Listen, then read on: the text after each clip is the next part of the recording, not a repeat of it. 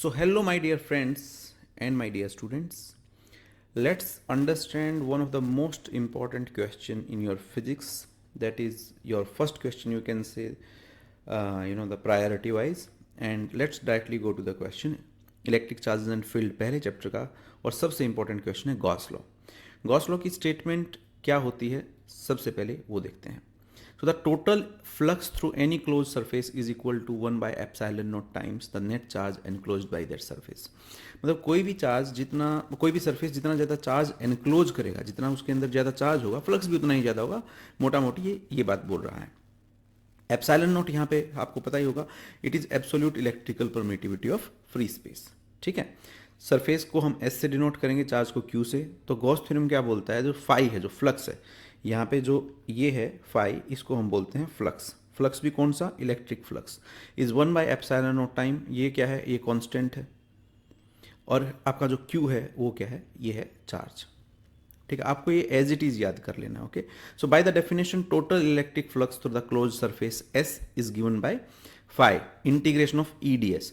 देखो फ्लक्स को समझो, फ्लक्स क्या, नंबर ऑफ फील्ड लाइंस, वो किसके ऊपर डिपेंड करेगा, जितना ज़्यादा आपका इलेक्ट्रिक फील्ड होगा उतना ही ज़्यादा फ्लक्स होगा, जितना ज़्यादा एरिया होगा उतना ही ज़्यादा फील्ड होगा, एंड उनके बीच में जितना भी कॉस थीटा ज़्यादा होगा उतना ही ज़्यादा होगा। मतलब कॉस थीटा क्यों, बिकॉज आप एरिया का एरिया वेक्टर लेते हैं, समझे, जिसको हम बाद में ई डॉट ए या ई डॉट डी एस भी लिख देते हैं। दोनों ही यहाँ पे आपकी वेक्टर क्वांटिटी है।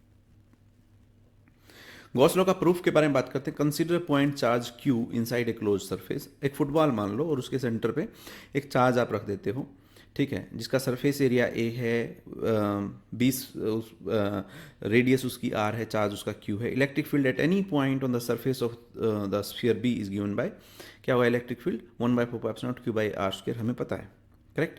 Consider an element of area d S on the surface of the sphere B, flux through the element d S कितना होगा, ई डॉट डी एस, क्योंकि ये फॉर्मूला भी हमें पता है। तो लेट्स पिक्चराइज इट कि कोई भी एक रैंडम सरफेस एरिया हमने यहाँ पे लिया है बी, एक छोटा सा स्फेरिकल सरफेस हमने मान लिया है जिसका एरिया डी एस है। बाद में हम उसको इंटीग्रेट करेंगे एंड देखेंगे। तो ई है, डी फाई है, अगर आपको डी फाई में वैल्यू आप पुट करते हैं तो that will be E dot D S. तो 1 by 4 pi epsilon naught Q by R square, ये आपका क्या है, this is your E, correct, E and d S. Total flux थोड़ा सरफेस के लिए आप इंटीग्रेट करोगे तो जो कांस्टेंट टर्म है वो बाहर आ जाएंगी, और इंटीग्रेटेबल टर्म क्या है, खाली डी एस। और डी एस का सरफेस एरिया क्या होगा, डी एस का इंटीग्रेशन क्या होगा, S, that is 4 pi R square. तो लेट्स पुट दैट। अब यहाँ से आपको क्लियर कट दिख रहा होगा कि 4 पाई से 4 पाई कट गया, आर स्क्वायर से आर स्क्वायर कट गया, बच गया आपके पास phi is equal to Q by epsilon naught. Proof में आपको दो ही चीज़ें ध्यान रखनी है, that your flux is equal to E dot D S. मैं दोबारा बता रहा हूँ ये बात, ई की वैल्यू आपने पुट की 1 by 4 pi epsilon naught Q by R square, और डी एस को एज इट इज रखा, ये वैल्यू थी डी फाई की। ओके, फाई के लिए you will integrate d phi, phi will be equal to integration of d phi will be equal to integration of this. तो इसमें 1 by 4 pi epsilon naught as it is है, Q by R square भी बाहर आ गया, integration of D S. Integration of D S क्या होगा, integration of the area, जो कि होता है 4 पाई आर स्क्वायर। तो 1 by 4 pi epsilon naught into Q by R square into 4 pi R square, जो है कट गया, और यहाँ पे आपका बच गया phi is equal to Q by epsilon naught. बस इतना ही सी बात है। इस प्रूफ को कम से कम 5 बार आप प्रैक्टिस कीजिए।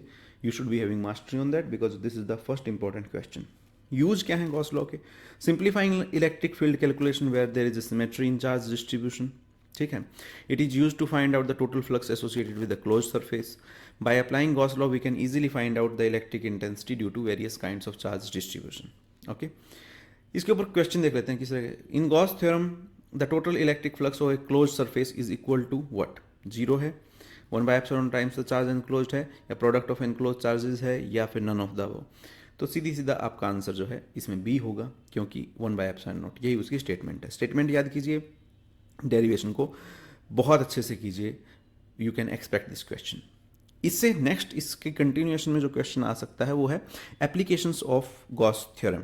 एप्लीकेशन में क्या क्या आती हैं, सबसे पहले हम देखेंगे for some symmetrically charges configuration, however it is possible to obtain the electric field in simple way by using Gauss law.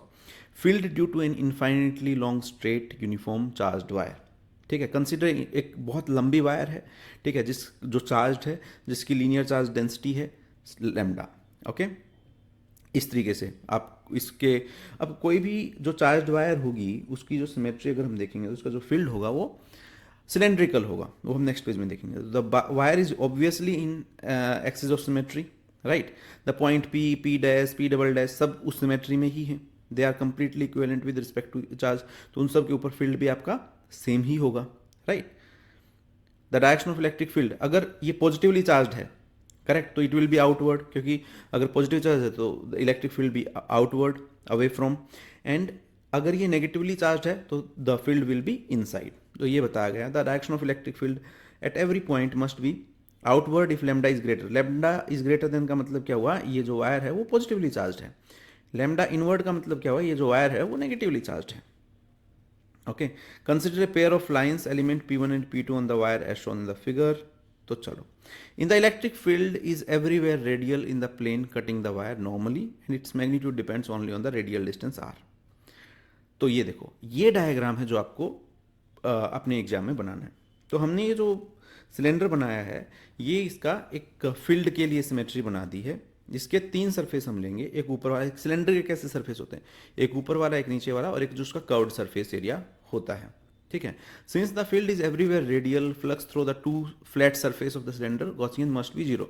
मतलब जो आपका ये सरफेस है, ये तो 0 हो जाएगा, बिकॉज 90 डिग्री का एंगल बनेगा, बिकॉज इसका एरिया वेक्टर ऐसे है और फील्ड ऐसे है, angle 90 degree, E D S cos theta, cos 90 क्या होता है, कॉस 90 इज इक्वल टू 0। तो हम इसको भी नहीं लेंगे और हम इसको भी नहीं लेंगे, तो खाली अपने पास क्या बच गया, ओनली जो कि कर्व्ड सरफेस एरिया है, राइट, जो गोल गोल है, ठीक है। At the cylindrical part of the surface E is normal to the, अब इसका जो है एरिया वेक्टर इस तरफ है, फील्ड भी इस तरफ है, थीटा जो है आपका 0 है, कॉस 0 क्या होता है, वो 1 होता है, right.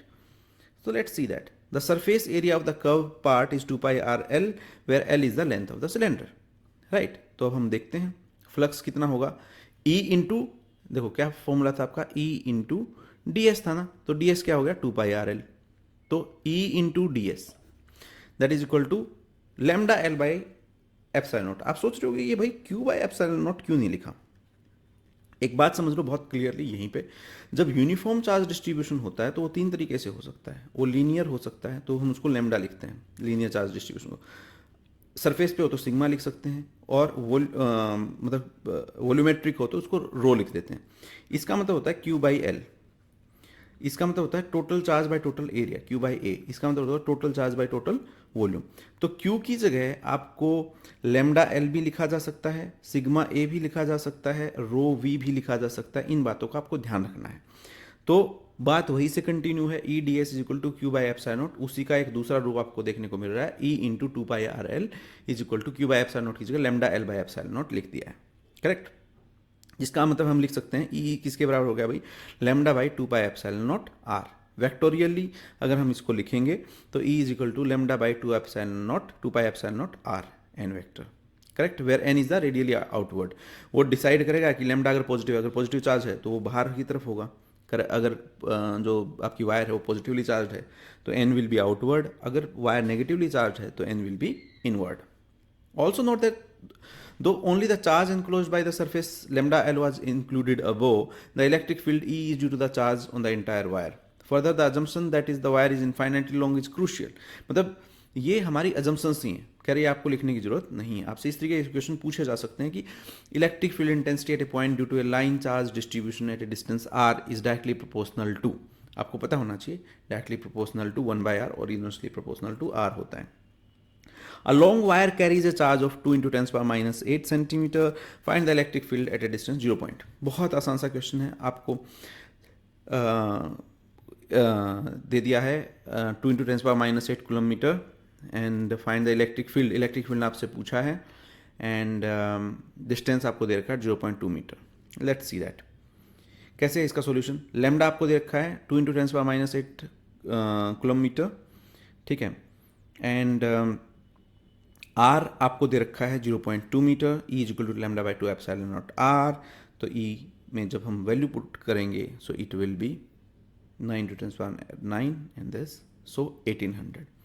Please make a note of this, इस तरह के छोटे छोटे क्वेश्चन आपसे पूछे जा सकते हैं। इसकी दूसरी एप्लीकेशन के ऊपर आते हैं, electric field due to a uniformly charged infinite plane sheet. Let's see that. Electric field due to a uniformly charged infinite plane sheet. Plane sheet कैसी होती है? जस्ट इमेजिन योर हैंड, एक हाथ के दो सरफेस होते हैं, राइट?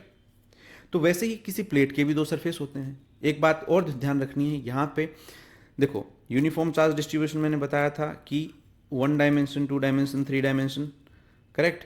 मतलब लैम्डा, सिग्मा या रो, क्यू बाय एल जो हमने देख लिया। अब हम देखें क्यू बाय ए, मतलब यहाँ पे क्यू की जगह क्या आएगा? Sigma into A. You should not be getting confuse in that, okay? A cylindrical surface will also do. As seen from the figure, only the two faces 1 and 2 will contribute to the, क्योंकि हर एक, जैसे page के भी दो side होते हैं वैसे ही plate के भी दो साइड होते हैं, हाथ के भी दो साइड होते हैं, एक प्लस एक माइनस, राइट?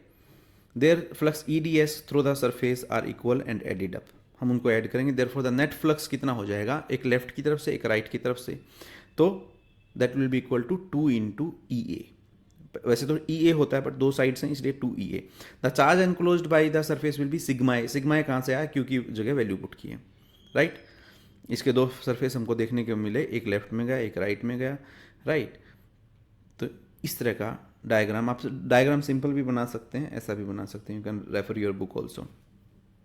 तो EDS की जगह हम लेंगे 2EA क्योंकि दो सरफेस थे। Q बाय एप्सिलॉन नॉट की जगह हमने लिया है sigma A bye epsilon not, तो E क्या हो गया भाई? Sigma by 2 epsilon not. Vectorially अगर हम देखेंगे तो n वेक्टर उससे ऐड कर देंगे, where n is a unit vector normal to the plane sheet and in outward direction. E is directed away from, अगर सिग्मा पॉजिटिव होगा तो डायरेक्टेड अवे है, और सिग्मा नेगेटिव होगा तो इट विल डायरेक्टेड इनवर्ड है।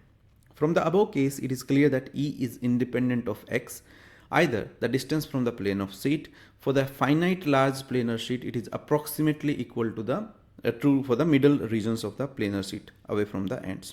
किस तरह क्वेश्चन आपसे पूछे जा सकते हैं? Electric field intensity at a point due to uniformly charge thin spherical sheet is directly proportional to the distance of the point charge from the plane sheet, या फिर inversely proportional to the distance of point from the plane sheet, या फिर independent of the distance of point from the plane sheet, या फिर directly proportional to the square of the distance of point from plane sheet. तो it is independent of the distance of the point from the plane sheet, correct?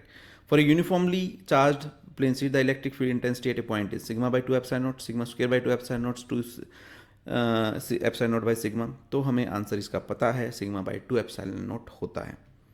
Electric field due to a charged spherical shell, ये इसकी तीसरी application है।